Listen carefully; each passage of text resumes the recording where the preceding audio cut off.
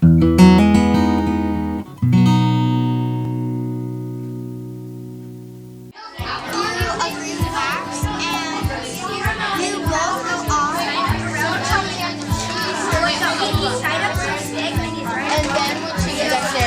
you hear a bunch of shots fired.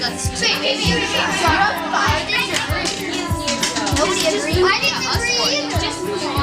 It kind of helped me visualize what was going on instead of like just saying, oh, that's a prison ship, you know, that's somebody's house. I feel like honestly I could have like read the book 1,000 times over and like studied it a bunch, but I wouldn't have felt like as absorbed in it as I do right now, because I'm actually in the world and I'm having to make decisions as if I was one of the characters.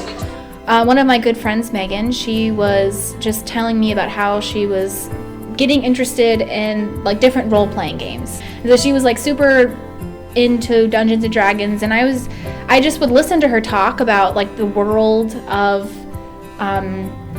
Dungeons and Dragons, and it sounds so nerdy to like talk about it, but there is such a rich environment. Like everything within that game is completely created by the players and by the dungeon master. I just Googled like RPG games in the classroom, and I found a couple articles about teachers who had implemented, you know, this gamification, the role-playing games in the classroom, and all they did is the students, they read a book. Beowulf was the first one that I found, and then based on that book, the students created a role-playing game. So with that comes exploring the setting of the worlds, because you have to have a setting for a story. They had to explore the characters. They had to create a character, and they had to create an adventure that they and their friends could go on.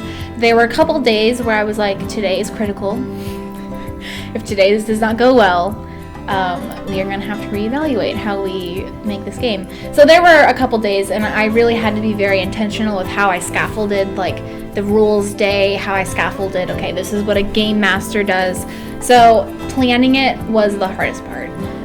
But the kids were so motivated with it that they were, even if there might have been a time that maybe I dropped the ball a little bit, they were totally fine with that because they just were happy to be, you know, doing something so fun. The single most important part of a role-playing game is to immerse yourself in the world that you're in.